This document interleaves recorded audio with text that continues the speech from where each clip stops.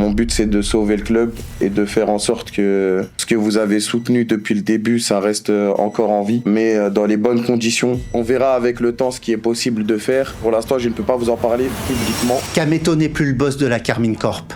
Le fondateur du club d'e-sport le plus populaire de France vient, en signant un simple document juridique, de perdre le contrôle de son propre rêve. En ce moment même, alors qu'un article explosif dévoile les coulisses de tensions internes, alors que les fans crient au scandale et réclament le départ de son associé, et alors que les créateurs de contenu, eux, s'interrogent sur la valeur du club, personne ne voit ce qui se trame vraiment en coulisses. Parce que le 19 novembre 2025, un document officiel a été enregistré au greffe du tribunal de commerce de Paris.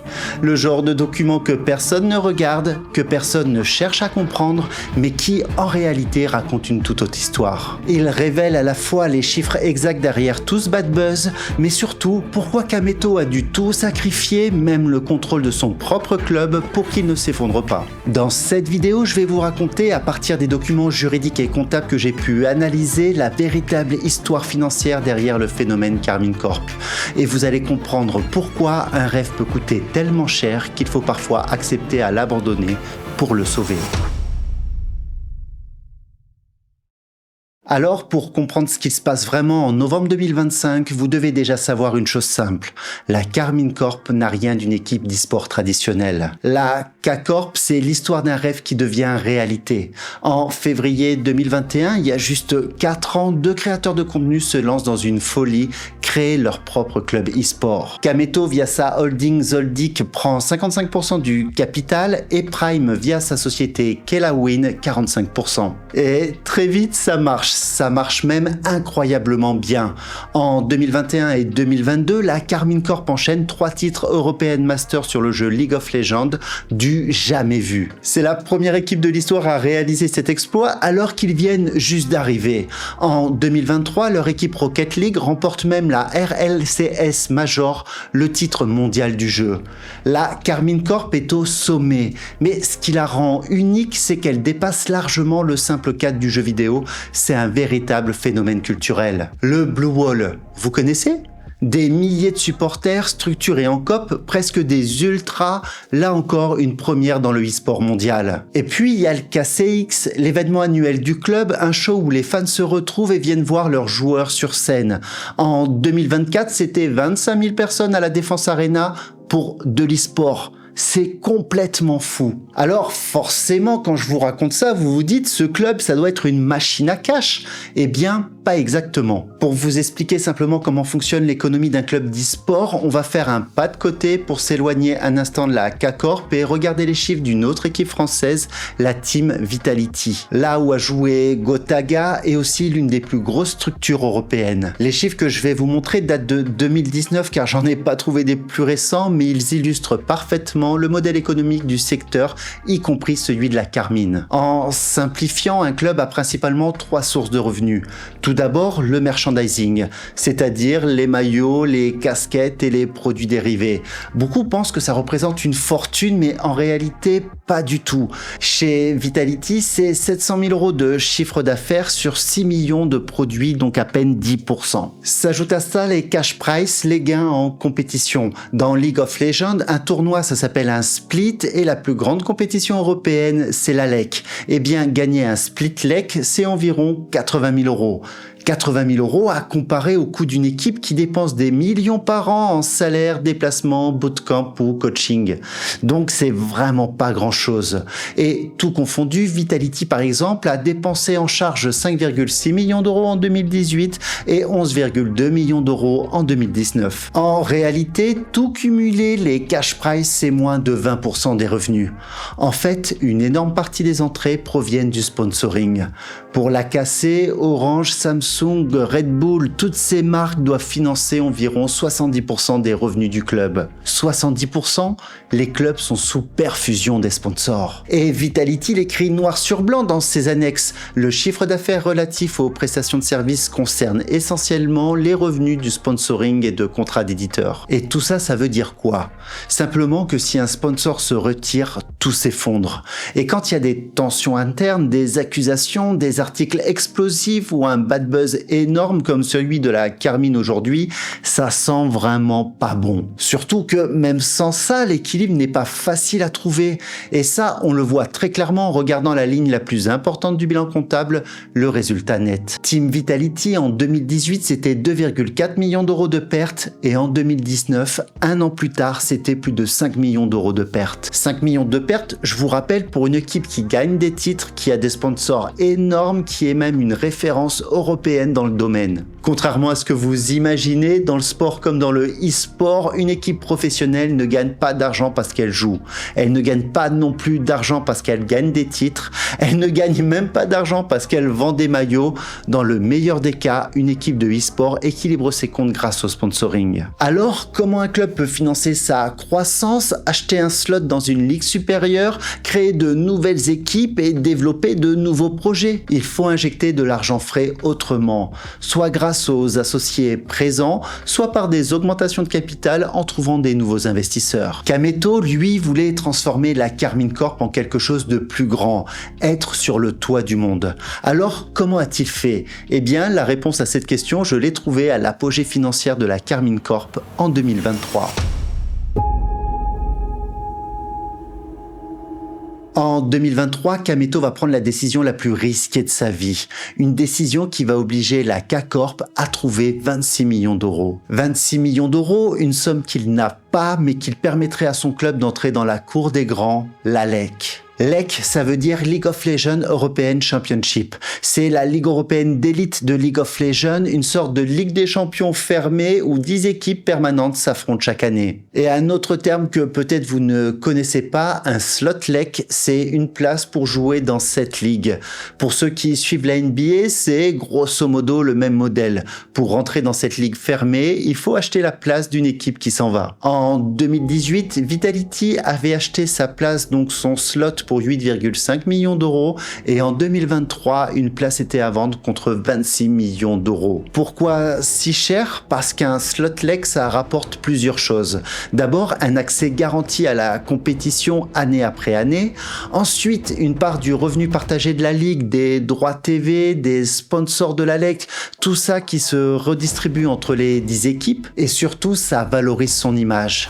Être en LEC, c'est être au sommet de l'e-sport européen et donc ça attire plus de visibilité, plus de notoriété, plus de sponsors. Et pour Kameto, la LEC, c'est son rêve absolu. Son objectif depuis la création du club, l'aboutissement logique de la Carmine. Sauf qu'il y a un énorme problème.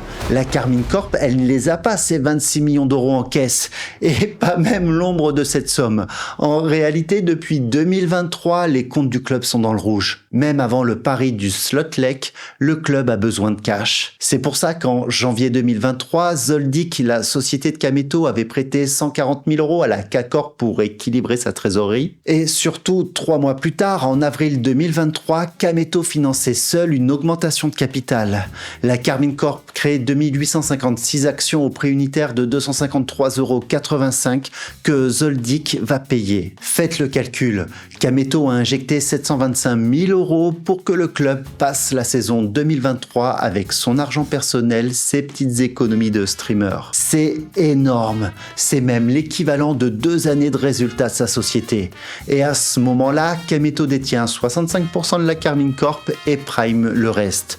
Juridiquement, il contrôle son club, mais il paye déjà de sa poche pour le maintenir en vie. Et personne ne sait encore qu'un slot LEC va se libérer quelques mois plus tard. En fait, en octobre 2023, la bombe tombe. La Carmine Corp annonce l'achat du slot LEC d'Astralis, une équipe danoise qui souhaite se retirer de la ligue. Et justement, ils vendent leur slot pour 26 millions d'euros. Vous l'avez compris, la K-Corp n'a évidemment pas cet argent, alors elle imagine un plan en 3 étapes. Premièrement, étaler le paiement sur plusieurs années, ensuite financer chaque paiement via ce qu'on appelle une augmentation de capital et surtout il compte sur la popularité croissante du club pour valoriser davantage chaque augmentation de capital. L'idée est simple et logique, plus le club vaut cher, moins il doit créer d'actions nouvelles pour lever la même somme. Officiellement, le club devait payer 2/3 du prix entre 2023 et 2025 et le solde en 2030. Et la première augmentation de capital est votée en octobre 2023 pour la modique somme de 4,4 millions d'euros. C'est déjà une première levée de réussie et le club paie la première tranche. Mais à ce moment-là, personne ne prend le temps de bien observer la structure juridique de cet achat. Car là où la situation devient complexe et aussi cruciale pour la suite de cette histoire, c'est qu'Astralis ne vend pas directement le slot à la K-Corp. À la place, l'opération se fait via une nouvelle société créée pour l'occasion, AK Game SAS. Pourquoi cette structure ? Simplement parce qu'Astralis veut se protéger. Comme entre 2023 et 2030, le slot n'est pas payé intégralement, il y a un risque. Si la Carmine fait faillite, Astralis perd tout. Alors Astralis crée la société AK Game avec un capital de 26 millions d'euros correspondant au slot apporté. Et ensuite, la Carmine Corp achète progressivement les titres à Astralis pour devenir petit à petit propriétaire. Et avec 4,4 millions d'euros, la K-Corp détient donc 17% de la société. Moralité, il reste à trouver 17,3 millions d'euros d'ici 2 ans, 21,6 millions d'euros en tout d'ici 2030, mais la suite ne va pas du tout se passer comme prévu. Mai 2024, c'est le moment clé, celui où tout bascule. La Carmine Corp essaie de lever la deuxième tranche destinée à payer le slot LEC et c'est un échec total. Seulement 603 actions sont créées et le club ne lève environ qu'1 million d'euros. Pour les investisseurs, la structure semble sans doute trop fragile, peut-être aussi trop valorisée et surtout dans les coulisses du milieu, un bruit commence à circuler. Des tensions internes entre Prime et Kameto, des désaccords, des supposées anomalies dans la gestion du club. Rien n'est public, mais dans l'e-sport, tout s'évite. Et forcément, ça a refroidi les investisseurs. Je vous détaillerai ça dans un instant, mais pour le moment, retenez juste une chose. En mai 2024, la levée de fonds échoue. Techniquement, le plan s'effondre et la Carmine Corp se retrouve coincée avec cette dette de 17,3 millions d'euros à payer d'ici 2025. Pendant ce temps, la trésorerie fond mois après mois. Le million d'euros levé est utilisé pour maintenir l'activité et pas pour rembourser la dette du slot. Et en novembre 2024, un premier article de la revue 21 met la lumière sur la situation du club. On peut y lire une levée de fonds qui s'avère essentielle à la survie de l'entreprise. Au-delà de l'aspect financier qui nous intéresse aujourd'hui, l'article lève aussi pour la première fois publiquement les tensions entre Kameto et Prime, les difficultés financières et détaille les supposées anomalies de gestion. C'est le premier signal visible de la crise qui s'annonce, un signe que même les fans peuvent voir.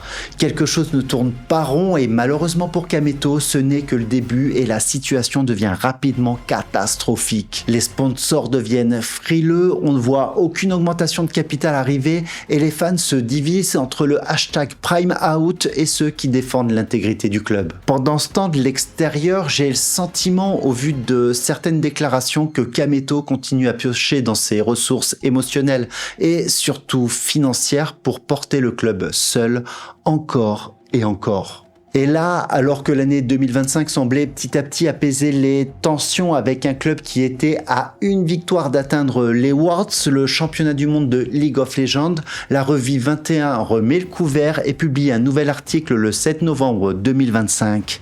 Un article qui fait l'effet d'une bombe. L'article va beaucoup plus loin que les simples tensions financières et il est notamment question du rôle central d'Iris Alamedine, une ancienne banquière devenue la manageuse de Prime. C'est elle qui a organisé en juillet 2022 la rencontre avec les Danois d'Astralis pour négocier le slot LEC. C'est aussi elle qui aurait géré les levées de fonds de la Carmine Corp. Et enfin, c'est elle qui aurait orchestré un faux scoop aux Échos en février 2025 annonçant une valorisation de la K-Corp à hauteur de 50 millions d'euros. Mais l'article va plus loin. Beaucoup plus loin. Il détaille des accusations bien plus graves envers Prime, l'associé de Kameto. Salaire impayé à plusieurs anciens salariés de Kelawin, licenciement abusif, comportement, disons-le, inapproprié et même des accusations encore plus graves. Les griefs sont tellement lourds qu'en novembre 2024, Kameto aurait même organisé une réunion secrète avec d'anciens employés pour compiler tous les témoignages. Le problème, c'est qu'il aurait demandé, selon l'article, d'attendre avant de parler publiquement le temps que notre fameuse levée de fonds aboutisse. levée de fonds qui n'aura jamais lieu. Et pour enfoncer le couteau dans le club, 5 jours après cet article, c'est le choc. Le KCX 5 prévu en décembre 2025 est annulé. Le KCX, je vous rappelle, c'est l'événement mythique de la Carmine Corp, celui qui avait accueilli 28 000 personnes à la Défense Arena. Et au-delà du nombre, c'est le symbole de la Carmine, son ADN. Pourtant, au cœur de cette tempête médiatique, le show est annulé. Pour les fans, il n'y a qu'un seul responsable, Prime. Sauf que non, ce n'est pas la cause principale. La Carmine Corp était déjà en grande difficulté financière avant les tensions. On l'a vu fin 2022, la trésorerie était déjà très faible. Avril 2023, Kameto avait déjà injecté 720 000 euros. Et mai 2024, une levée de fonds avait échoué. Les tensions ont aggravé la crise. Oui, elles ont accéléré la chute. Elles ont rendu impossible un sauvetage déjà très difficile, mais elles ne sont pas à l'origine du problème de fond. Ce problème de fond, on l'a décortiqué ensemble, c'est la dépendance au sponsoring, c'est le pari du slot à 26 millions d'euros sans trésorerie suffisante, c'est la fragilité structurelle de l'économie de l'e-sport. Et juridiquement, faut le dire clairement, Prime ne pouvait rien faire. Regardez la structure actuelle du capital. Prime détient 26% de la Carmine Corp. C'est beaucoup, c'est vrai, mais c'est bien loin des 50% minimum nécessaires pour bloquer une décision stratégique en assemblée générale. Les tensions ont donc rendu la situation invivable, ouais, mais elles ne sont pas responsables de la crise financière. Ce qui a causé cette crise, c'est le modèle économique, le pari fou, l'impossibilité de lever des fonds dans un secteur déjà fragilisé. Et en novembre 2025, Kameto n'a plus le choix. Il ne lui reste qu'une solution, il doit trouver un sauveur, un partenaire capable d'effacer la dette du slot, de stabiliser la structure et de permettre au club de survivre. Et ce sauveur, c'est Astralis. Il est enfin temps que je vous parle du document déposé au greffe du tribunal de commerce de Paris le 19 novembre 2025. Ce document, c'est le rapport d'un commissaire aux apports et voilà ce qu'il explique. Astralis, le propriétaire du slot lek à hauteur de 83% via AK Game, accepte d'entrer directement au capital de la Carmine Corp. Comment ? Par un apport en nature, un échange de titres. En fait, Astralis apporte à la Carmine Corp une partie des actions dans AK Game, la société qui détient le slot lek, et en échange, elle reçoit des actions nouvelles de la Carmine Corp. Pour faire simple, Astralis dit à Kameto, on te donne une part du slot, tu n'as plus besoin de chercher de l'argent pour nous payer, mais en échange, tu nous donnes une partie de ton club. Et ce n'est pas qu'un symbole, hein. Le rapport parle de plus de 8 millions d'euros. Sur le papier, c'est une excellente nouvelle pour la survie du club, mais pour Kameto, c'est une énorme douche froide. Si cette opération va au bout, voici la nouvelle répartition du capital de la Carmine Corp. Kameto descendra à 37%, Astralis détiendra 26%, Prime 20% et les autres actionnaires se partageront les 17% restants. Évidemment, le plus gros point de ce changement concerne Kameto.